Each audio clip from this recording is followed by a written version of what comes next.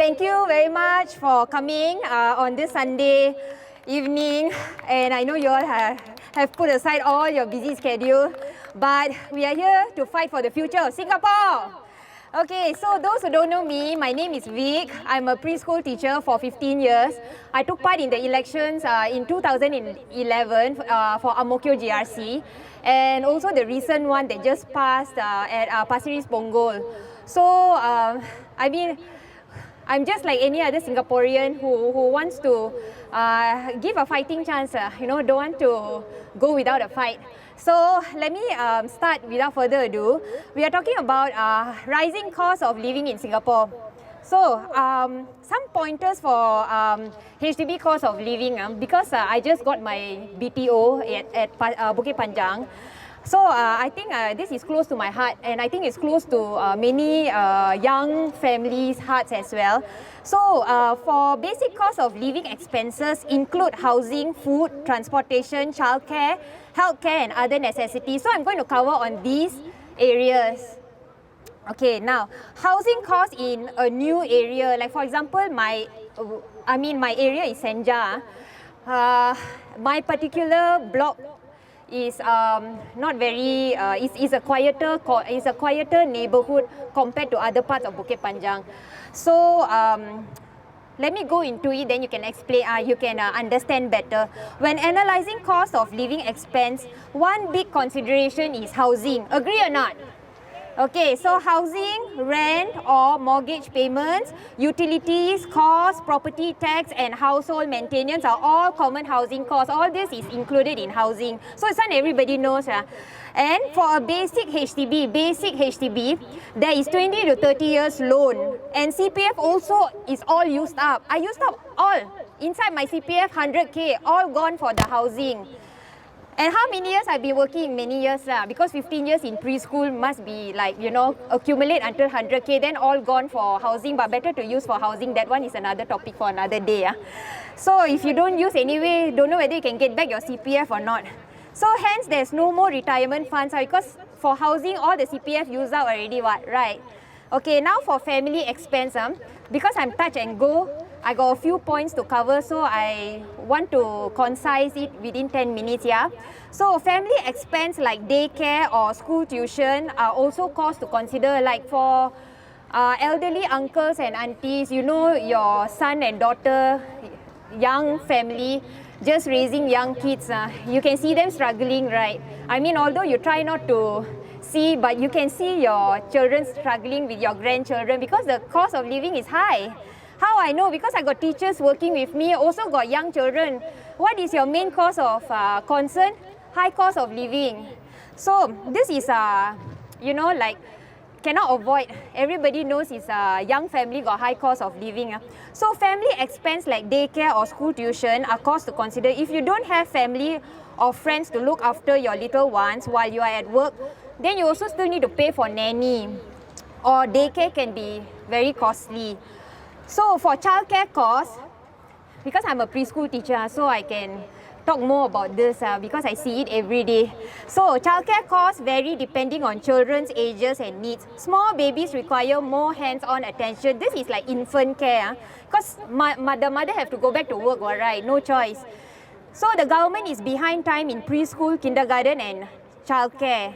Only now they have opened up more MOE kindergartens. Government schools for preschools. Only now they are actually looking into it. Previously, it's all left to mainly the private sectors for the preschool.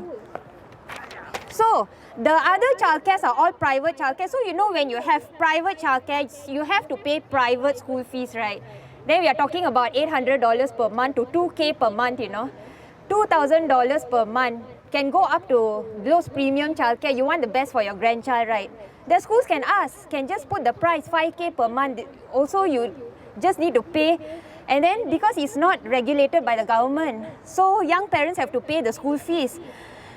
So now, how to have more kids like that? Actually, having one kid is also very like a struggle, very nightmare, cannot sleep at night. Very anxious, right? A lot of anxiety, must pay this, must pay that. Yeah. So now I move on to healthcare costs.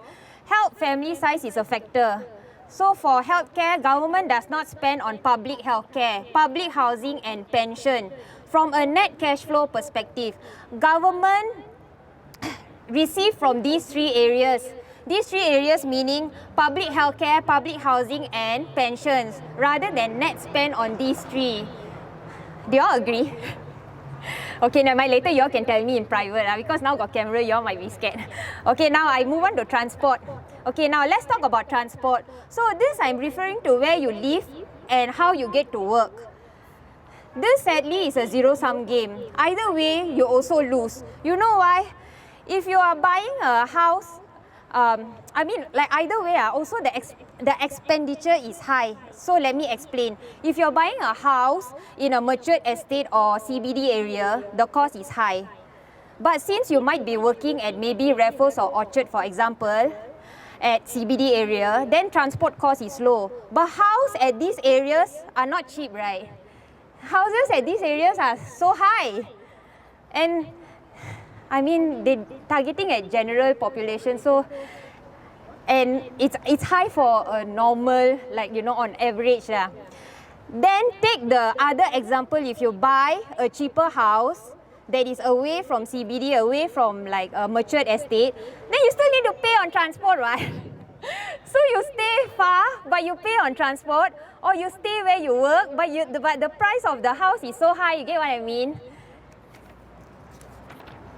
So this one is actually, when I was doing my research on this, my fellow PV member actually pointed this out. So I feel like it's a zero-sum game. It's either way you lose. You do this, you lose. You do that, also you lose. So how to solve this problem? So either way you lose. For me, okay, for example, I always relate to myself. I stay at Bukit Panjang.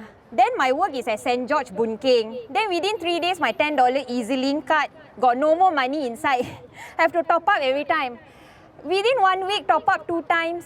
Okay, then top up 20 or 30. Then some may suggest to get the monthly 120 travel pass. It's an unlimited card. I'm not promoting, but some may suggest, why not you just get that one? I can afford. I have the card. Haven't activated, but I have the card. I can afford the card, but cannot assume all can afford, right? Got people come and tell me they cannot afford the card, How about those earning $500 to $700 per month? How to afford? They buy $120 unlimited card, then they can eat grass already. No need to eat, no need to pay the bill. You know what I mean?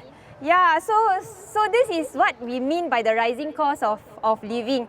I just now briefly concluded on dealing with the cost of living. Actually, I'm already reaching the end of my speech because I think I said everything that I want to point out. So let me conclude. This is my conclusion. $1 coffee is not $1 anymore. Food is increasing in price, but not our wages. Food, electricity, gas just increased price too. Recently came out in the news, I think. Someone told me. Water, transport, all in all. So please consider your quality of life in all the points we are here to address. Think about it and vote wisely in the next elections. Thank you and have a great Sunday.